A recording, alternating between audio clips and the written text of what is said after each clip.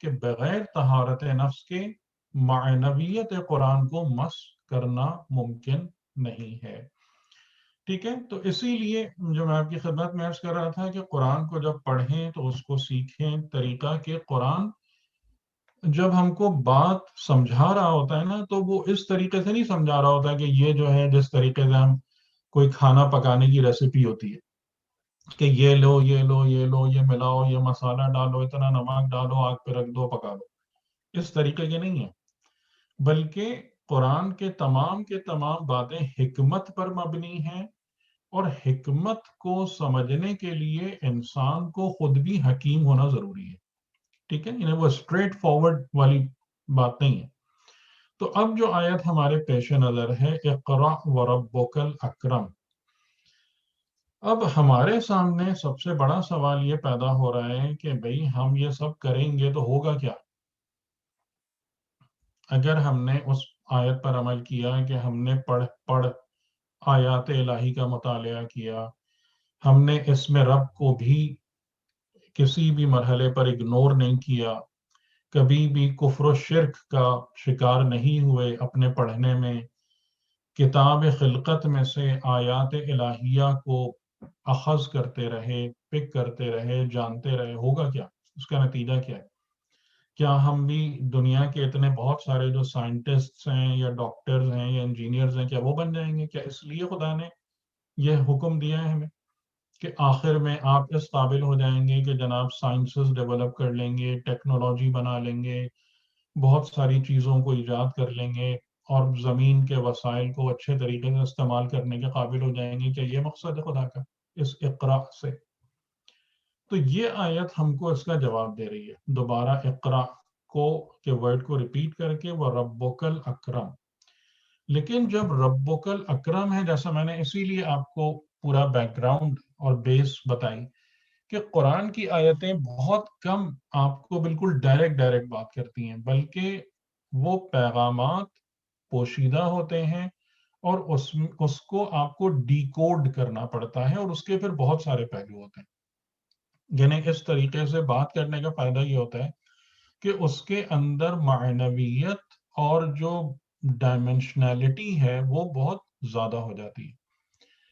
اچھا، اب ایک مثال اگر ہم آپ کو دیں کہ اگر آپ کو ایک جگہ پر ایک کلاس روم میں آ کے بٹھا دیا گیا، جیسے مثال کے طور پر آپ کی ایک کلاس روم ہے، ٹھیک ہے، اور اس میں کوئی بھی نیا انسان آئے اور اس میں بیٹھے یا اس کو بٹھا دیا جائے اور اس سے یہ نہیں کہا جائے کہ یہ کس کی کلاس ہے، بلکہ اس سے یہ کہا جائے کہ اس کلاس کا پڑھانے والا ڈاکٹر ہے یا معلم قرآن ہے، تو آپ نے اگرچہ کہ اس کو یہ نہیں بتایا کہ یہ کلاس کون سی ہے، اس میں کیا پڑھایا جا رہا ہے، لیکن اگر آپ اس کو یہ کہیں گے کہ یہ ایک ایسی کلاس جو ارینج کی گئی ہے جس کا پڑھانے والا ڈاکٹر ہے اور تم یہاں پڑھو،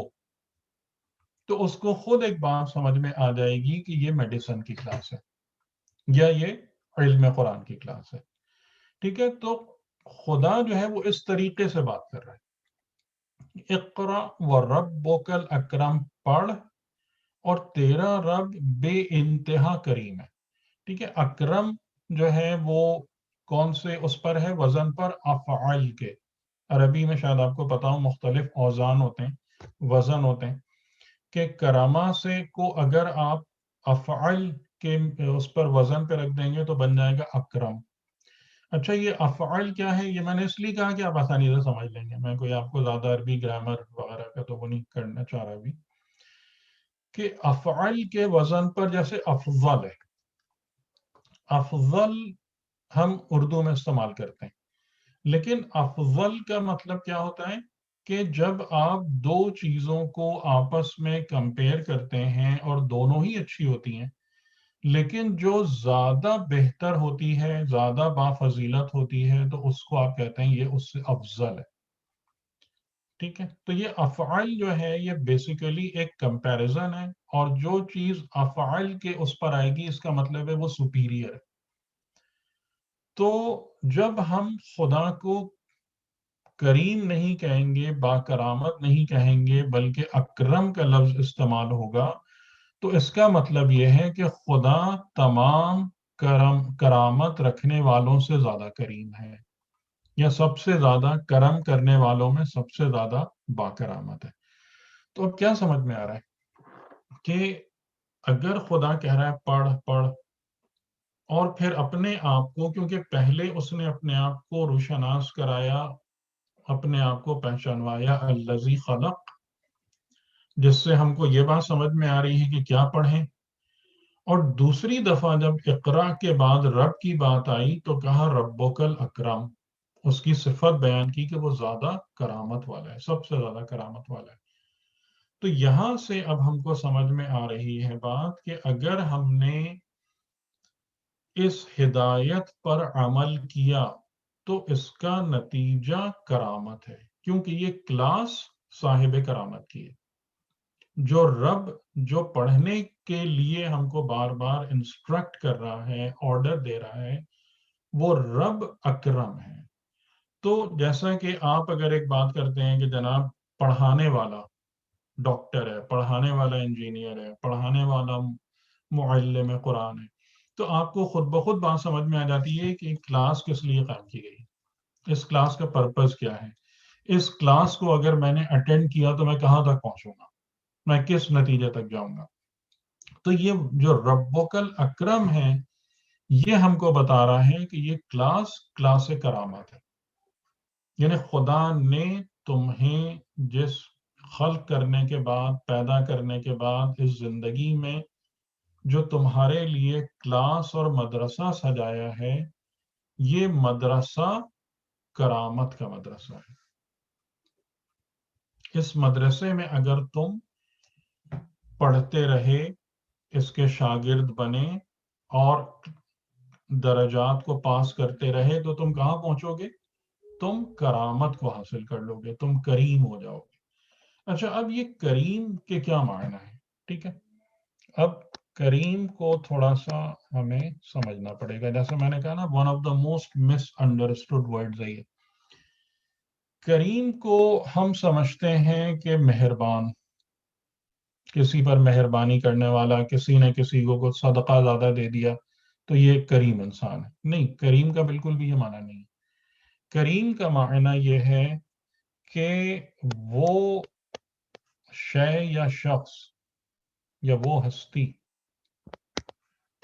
جو ہر پستی اور گراوٹ سے بالا اور عرفہ۔ ٹھیک ہے، کریم کون ہوتا ہے؟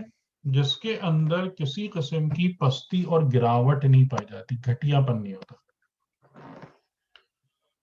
یعنی کہ اگر آپ کہیں قول کریم، یہ قول کریم ہے۔ اب آپ دیکھیں یہ ہم کہاں کہاں استعمال کرتے ہیں، اور قرآن میں یہ سب ورڈز ہیں، قول کریم، انہ لقول رسول کریم۔ اب میں آپ کو یہ بھی دکھا دیتا ہوں کہ جو آیتیں میں نے ریفرنس کے طور پر یہاں پہ نقل کی، کہ کریم کا جو ورڈ ہے، جس کا ایک سمجھ لیں کہ اعلیٰ وہ معیار اکرم ہے جو خدا کے لیے، کیونکہ خدا کے لیے جتنے بھی صفات بیان ہوتی ہیں تو وہ کبھی بھی نارمل لیول پہ بیان نہیں ہوتی، کہ جب اللہ کے لیے آپ علم کی بات کرتے ہیں تو زیادہ تر آپ کہیں گے علیم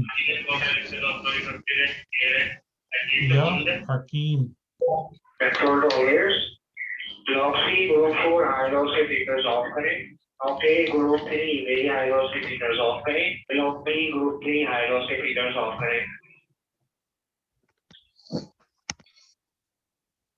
یہ کوئی، یہ کون داخل ہو گیا ہے؟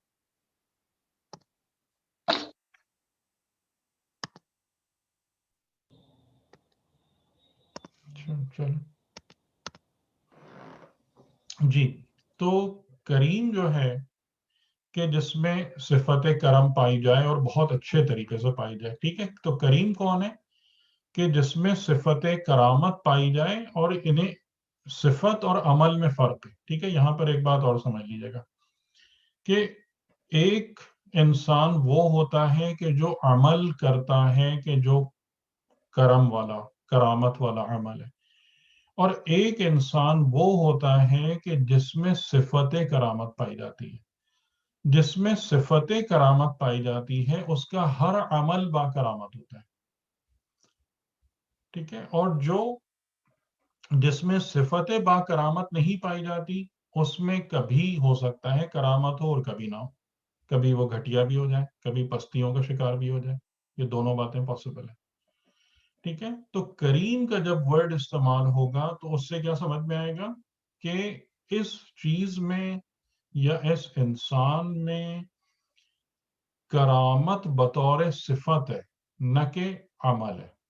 اور میں امید کرتا ہوں آپ لوگ اس کو پوچھ لیجئے گا بعد میں کہ اس کا کیا مطلب ہے, لیکن یہ بہت امپورٹنٹ پوائنٹ ہے کہ ایک صفت بعض اوقات ہمیں نظر آتی ہے, جیسے صالحیت ہے.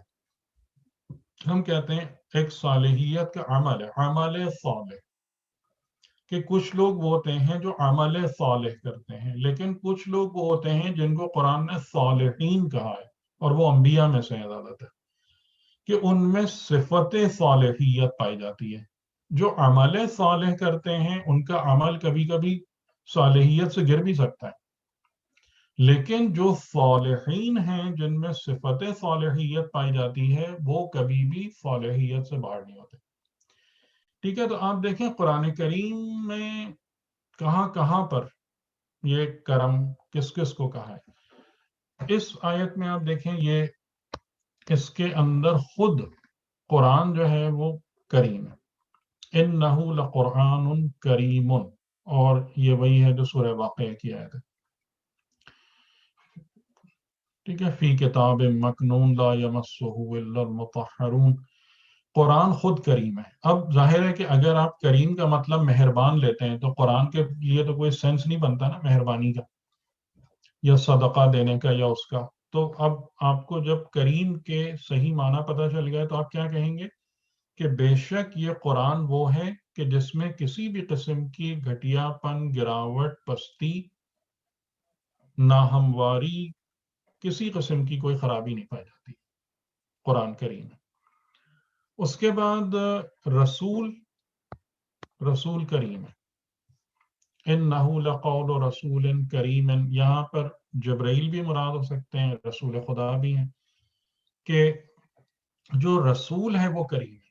یعنی رسول جو کچھ تم کو بتا رہا ہے اس میں کسی قسم کا, اور سب سے بڑی جو پستی اور گھٹیا پن ہوتا ہے قول میں, وہ جھوٹ ہوتا ہے, فریب ہوتا ہے.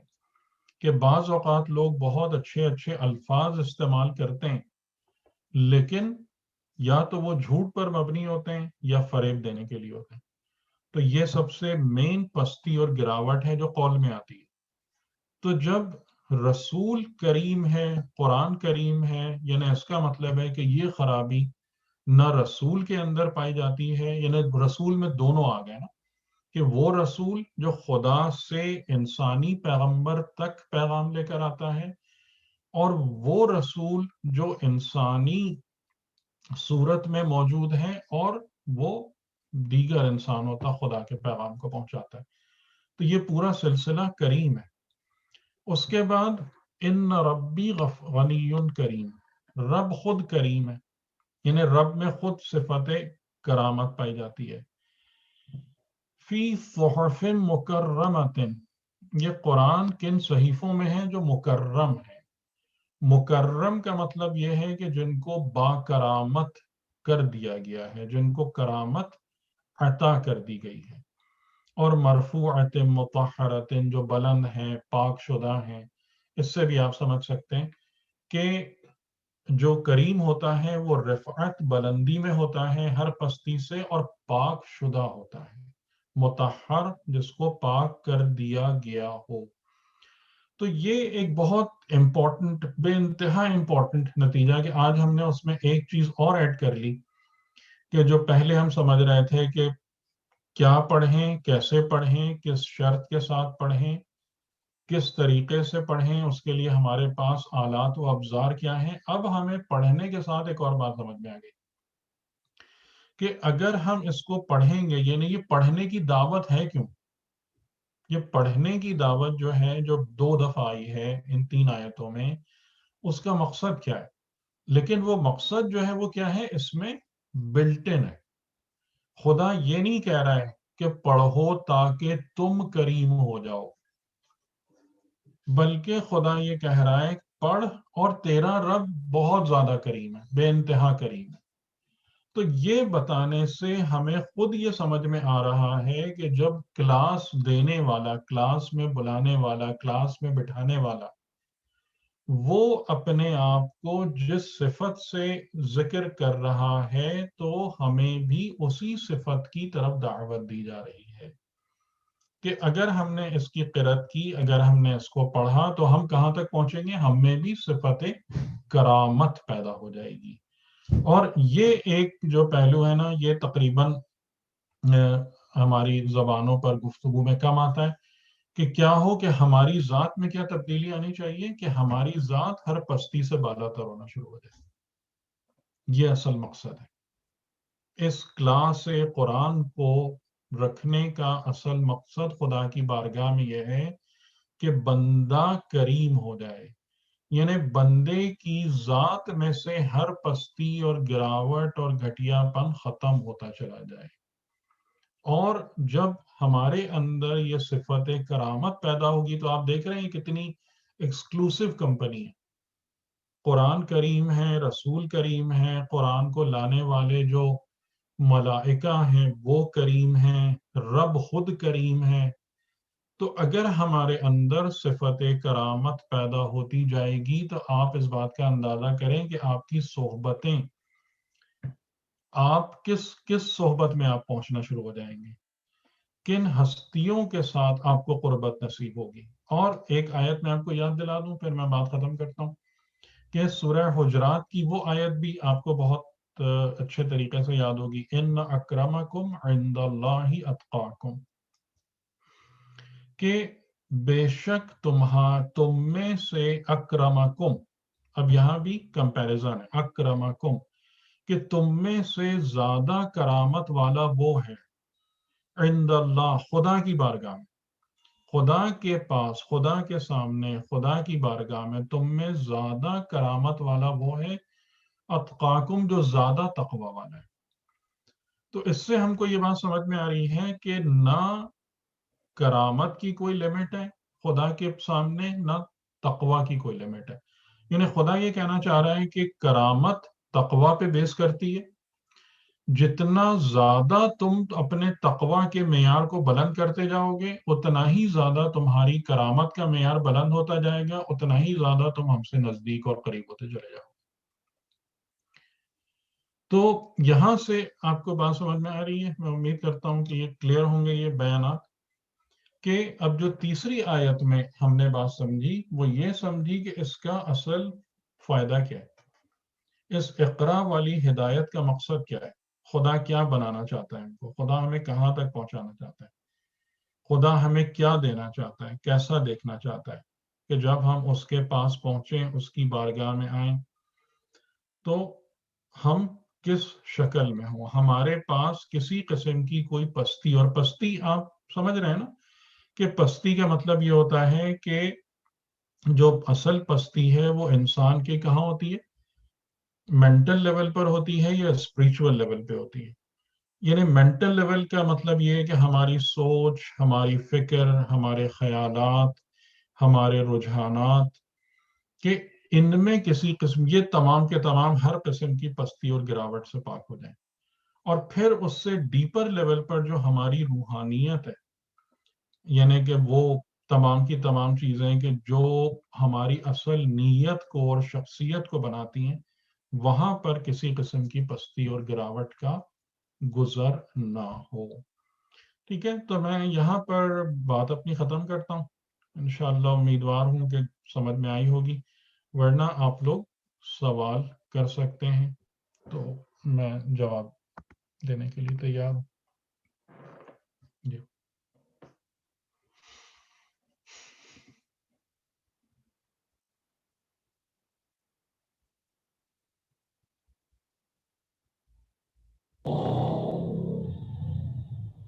سوال ہے؟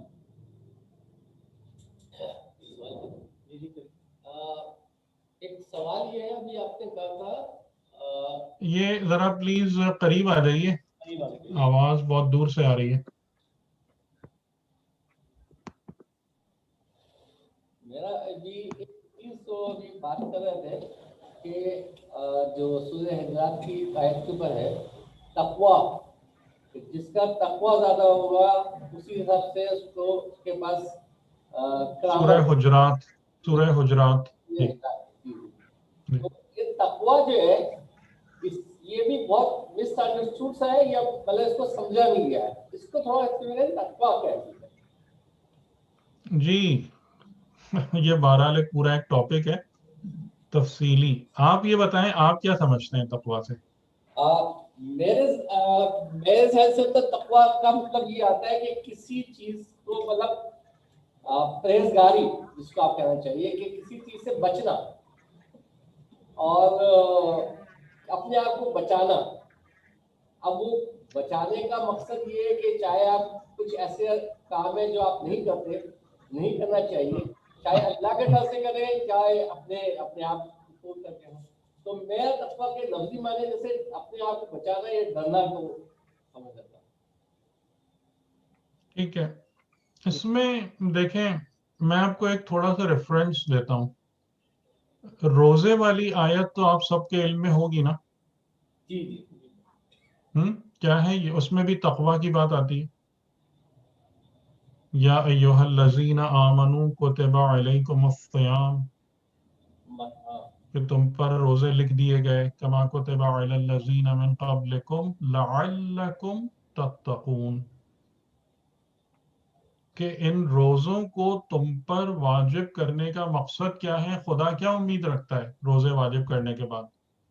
کہ تم صاحب تقویٰ ہو جاؤ گے. ٹھیک ہے نا یہ آیت؟ اچھا اب مجھے آپ بتائیں کہ روزے میں جو چیز آپ کو مینلی حاصل ہوتی ہے وہ کیا حاصل ہوتی ہے؟ روزے سے آپ کا جو ہے وہ اسپریچول جو ہے مطلب ایک طرح سے روحانی جو ہے وہ ایک طاقت جسے کہہ لیں یا کچھ وہ ملتی ہے. نہیں، لیکن آپ اس بات کو مد نظر رکھیں نا کہ روزے کا جو ایکسکلوسیو پرپز ہے خدا کی نظر میں وہ متقی ہونا ہے. جی ٹھیک ہے، تو اب یہاں پر جو روزے سے جو چیز آپ کو حاصل ہوگی وہ کنٹرول ہے. وہ آپ کی تقویٰ کی ڈیفینیشن سے کمپیٹیبل ہونا چاہیے. یہ لاجک درست ہے یا نہیں ہے؟ بالکل بالکل بالکل صحیح ہے، صحیح ہے.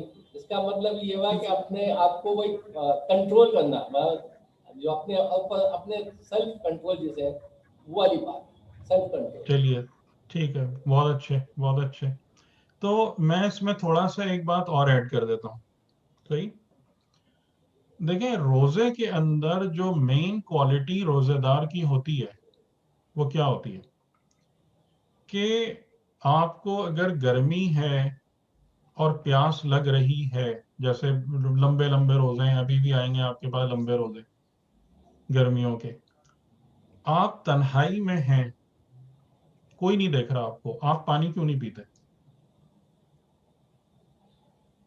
جی یہی سیلف کنٹرول ہے نا کہ ہم نے ایک چیز یہ ہم نے یہ یہاں پر دیکھیں دو باتیں، ایک آپ کی بات سیلف کنٹرول ہے، دوسرا اگر میں یہ کہوں کہ آپ کو یہ آپ کے اندر ایک یہ کیفیت ہوتی ہے کہ خدا مجھے دیکھ رہا ہے. ہاں خدا مجھے دیکھ رہا ہے.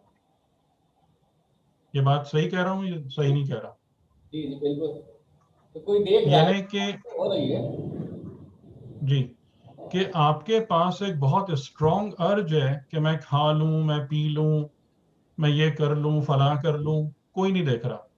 لیکن آپ کو کون سی چیز روک دیتی ہے؟ مختلف لوگوں کا مختلف معیار ہو سکتا ہے، لیکن اسی لیے خدا یا ایھا الذین آمنو کہہ رہا ہے کہ ایمان والوں سے ایک الگ معیار چاہیے ہوتا ہے. ٹھیک ہے، تو یعنی اس کا مطلب ہے کہ روزہ آپ کے اندر جو مین کوالٹی پیدا کرا رہا ہے وہ یہ کہ میں ہر جگہ کوئی مجھے دیکھتا ہو یا نہ دیکھتا ہو خدا کی نظروں کے سامنے. اگر میں یہ کنکلوڈ کروں یہ بات درست ہے؟ آپ ایگری کریں گے اس سے؟ جی بالکل بالکل جی جی بالکل یہی ہے، یہی روزے کا اس صفت کا نام تقوی ہے. صحیح. ٹھیک. جی بالکل. یعنی بندے میں یہ صفت، اور یہاں سے دیکھیں بہت اہم نتیجہ آ رہا ہے. نتیجہ یہ آ رہا ہے کہ تقوی عمل کا نام نہیں ہے، تقوی صفت کا نام. اور وہ صفت کیا ہے کہ بندے کے اندر یہ کیفیت اسٹرانگ ہوتی چلی جائے کہ میں خدا کی نظروں کے سامنے ہوں. اسی لیے کہا جتنا زیادہ تقوی. ٹھیک ہے، فَاتَّقُوا اللَّهَ مَا اسْتَطَعْتُمْ، جتنی استطاعت ہے اتنا تقوی. کیونکہ یہ کیفیت جو ہے نا کہ میں خدا کی نظروں کے سامنے ہوں، اس کے لمٹس، اس کی کوئی لمٹ نہیں ہے. کہ جس طریقے سے انبیاء علیہ السلام اپنے آپ کو خدا کی نظروں کے سامنے پا رہے تھے، ہمارے پاس تو دور دور تک بھی اس کا گزر نہیں ہے. تو تقوی سمجھ میں آیا آپ کو؟ یہ تو معرفت ہے نا، ہر شخص کی جتنی معرفت ہوگی اس حساب سے وہ. بس ٹھیک ہے، بالکل صحیح کہا آپ نے. تو اگر آپ صحیح ڈیفینیشن سمجھ جائیں گے تو باقی تمام چیزیں خود بخود ہی کنیکٹ ہو جائیں گی. جی بالکل، یہی مقصد ہے میرا. ٹھیک ہے. تو اب یعنی کہ انسان میں جتنا زیادہ تقوی ہوگا اتنی ہی کرامت ہوگی. جی یعنی جتنا زیادہ اپنے آپ کو خدا کی نظروں کے سامنے سمجھے گا اتنا ہی گھٹیا پن سے دور ہوگا، اتنا ہی ہر پستی کو اپنے سے دور کرے گا، اتنا ہی کسی خرابی کے قریب نہیں جائے گا.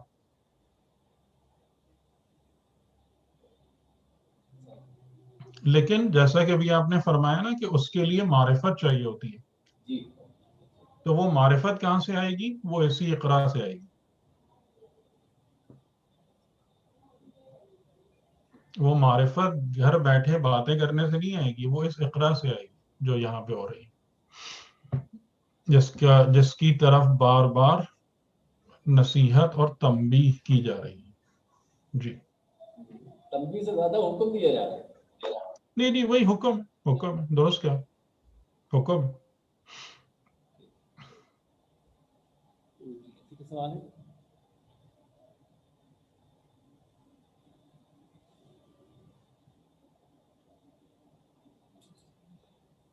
سر ایک چیز آپ نے ابھی اپنے بیان میں فرمائی کہ اکرم جیسے آپ نے ارشاد فرمایا، آپ نے کہا کہ اگر ہم کمپیئر کرتے ہیں تو ہم افعل کا وزن جو ہے وہ ہم یوز کرتے ہیں.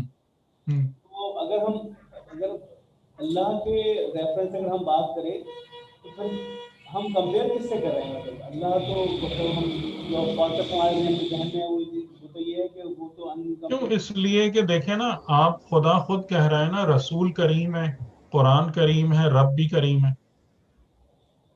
آپ کے سامنے آیتیں لکھی ہوئی تو ہیں. جی جی جی صحیح، ٹھیک ہے سر. اچھا، پچھلی کلاس میں آپ نے ایک چیز کہا تھا کہ ہم اگلی کلاس میں کچھ خلقت کو مزید ایکسپلین کریں گے. جب خلقت تھا خلقت جو ہے وہ اس کے اوپر جس میں تھا اس کو تھوڑا سا اور ایکسپلین کریں گے. خلقہ کے اوپر، خلق سے آپ نے خلقت پائے تھے کہ پڑھنا ہے تو جی اس میں پڑھیں. اس سلسلے میں کچھ مزید کچھ ہے کہیں گے آپ؟ اچھا، ہاں بالکل کہا جا سکتا ہے. تو پہلے یہ دیکھ لیں اور کوئی سوال تو نہیں ہے. جی جی نہیں سر، فی الوقت تو کوئی سوال نہیں.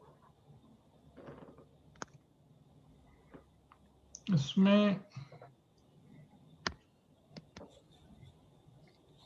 یعنی کہ سورہ حشر کے آخر میں ہے هو اللہ الخالق البارئ المصور، کہ خدا کون ہے؟ خالق ہے، باری ہے اور مصور ہے. اس کو مد نظر رکھتے ہوئے میں نے کہا تھا کہ تھوڑا سا اس کو سمجھ لیں کہ جب بھی کوئی چیز پیدا ہوتی ہے یا بنائی جاتی ہے تو اس کے مختلف اسٹیجز ہوتے ہیں. سب سے پہلی اسٹیج یہ ہوتی ہے کہ جو بنانے والا ہے، ڈیزائنر ہے، وہ اس کا ڈیزائن اپنے دماغ میں سوچتا ہے اور لاتا ہے. ٹھیک ہے، اس ڈیزائن کو، یعنی کوئی بھی چیز اگر نئے سرے سے بنتی ہے، نئے سرے سے وجود میں آتی ہے، تو وہ شروع میں خالی اس کے ڈیزائنر کے دماغ میں ہوتی ہے اور کسی کو بھی اس کا فرق، اس کے بارے میں کچھ بھی نہیں پتا ہوتا. اس کے بعد جب وہ ڈیزائنر اس کو اچھے طریقے سے سوچ لیتا ہے تو پھر اس کی وہ ڈرائنگز اور اسکیچز بنانا شروع کرتا ہے. اور ڈرائنگز اور اسکیچز بنانے کا بنیادی مقصد انسانوں میں یہ ہوتا ہے کہ وہ کسی اور کو سمجھا سکے، ورنہ ان ڈرائنگز کے بغیر کسی اور کو بات سمجھ میں نہیں آئے گی کہ یہ ڈیزائن تھا کیا، اور اسپیشلی اگر پروڈکٹ کمپلیکیٹڈ ہو. اور جب وہ ڈرائنگز بھی بن جاتی ہیں تو اس کے بعد پھر اس کی مینوفیکچرنگ کا مرحلہ آتا ہے. اور مینوفیکچرنگ میں جو چیز آپ سب سے پہلے لاتے اور ڈھونڈتے ہیں وہ را مٹیریل ہوتا ہے. اور را مٹیریل کو آپ مختلف ایک حالت سے دوسری حالت میں گزارتے جاتے ہیں یہاں تک کہ پروڈکٹ فنشڈ ہو جاتی ہے. یہ بات سمجھ میں آ رہی ہے؟ جی بالکل، یہ 3 مراحل. جی بالکل سمجھ آ رہا ہے. جی جی جی ڈیزائن ٹھیک ہے. ہے. تو یہ والا کام جو ہے نا، یہ ہر انسان کر رہا ہوتا ہے. یعنی کہ آپ کوئی بھی، فار ایگزامپل اگر آپ ایون ایک چیئر جو ہے تو اس کا کوئی اگر بہت ہی عجیب سا صوفے کا یا کرسی کا ڈیزائن ہے تو پہلے ڈیزائنر نے سوچا، سوچنے کے بعد اسکیچ اور ڈرائنگز بنی، اور پھر وہ ڈرائنگز بنانے والوں کو دی گئیں. انہوں نے اس کے لحاظ سے لوہا، لکڑی، جو بھی تھا را مٹیریل، پہلے وہ را مٹیریل ہوتا ہے، وہ جمع کیا جاتا ہے، پھر اس کو مختلف شیپ دیتے دیتے دیتے دیتے فائنل پروڈکٹ بن جاتی ہے. تو اسی بنا پر جب خدا نے بھی اپنے آپ کو بتایا تو خالق جو ہے نا، وہ خالق آخری سٹیج ہے. یعنی را مٹیریل سے، جیسے مواد خام جو ہے نا، اس سے یعنی فائنل پروڈکٹ بنانا، را مٹیریل سے فائنل پروڈکٹ بنانا، یہ خالق ہے. تو اگر آپ خدا کے خالق ہونے کی بات کریں، جو جس آیت میں خلق من علق کی بات آ رہی ہے، یا لقد خلقنا الانسان من سلالۃ من طین کی بات آ رہی ہے کہ مٹی کے خلاصے سے، تو خلق کیا ہے کہ یعنی کہ ہمارا اصل وجود مٹی اور پانی نہیں ہے، بلکہ جو ہماری خلقت ہے وہ مٹی اور پانی سے ہے. اس کا ایک بہت ڈیپر میننگ سامنے آتا ہے اگر آپ اس ڈیفینیشن کو سمجھ لیتے ہیں کہ خالق اور خلقہ کا جب ذکر ہوتا ہے نا تو وہ خلقہ مینوفیکچرنگ اسٹیج ہے،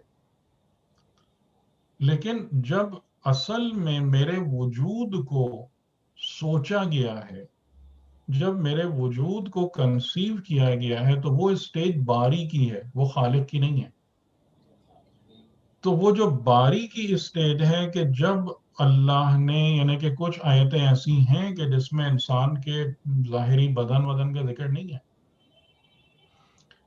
ایک نوع انسانی کی بات ہو رہی ہے.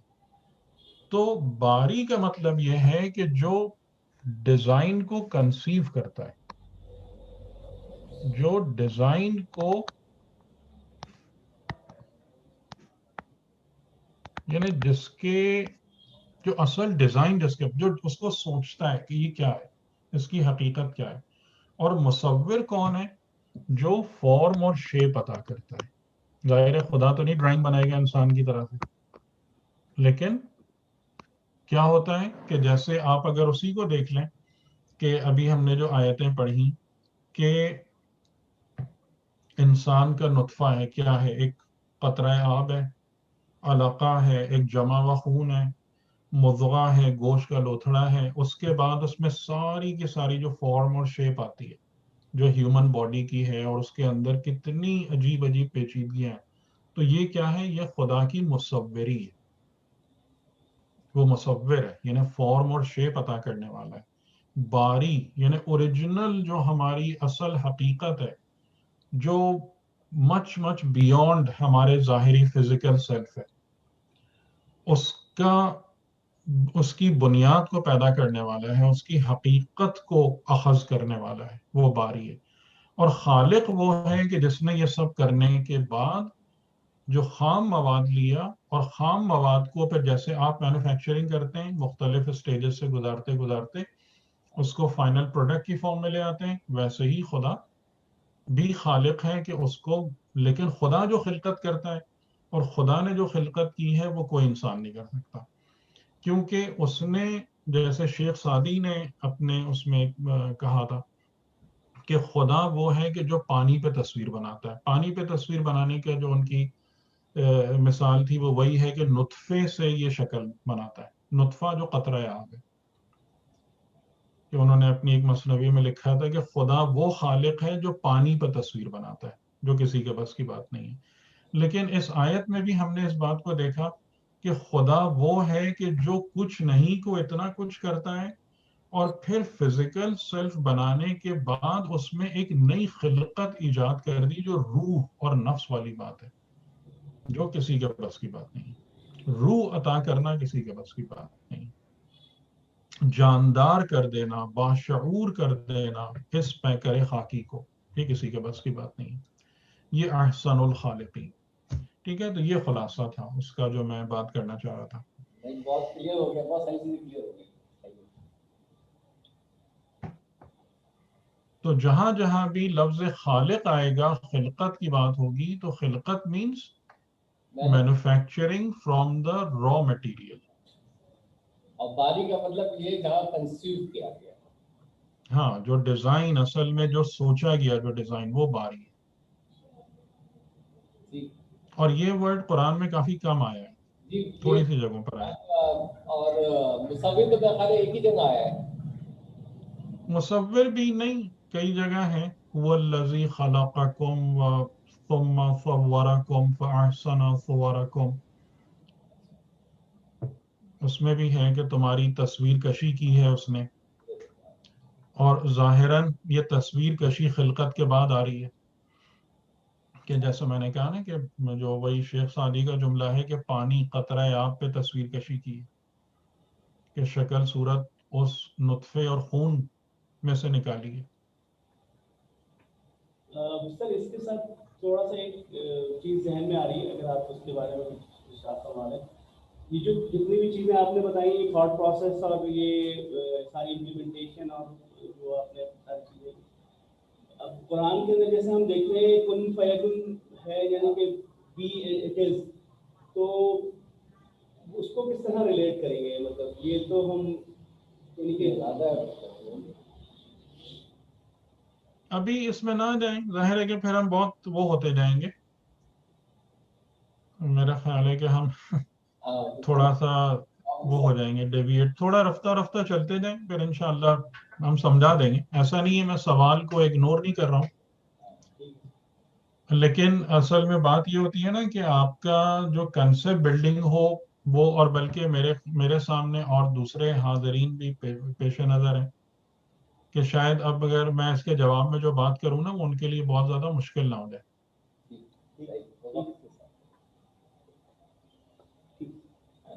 اور کسی کا کوئی سوال ہے؟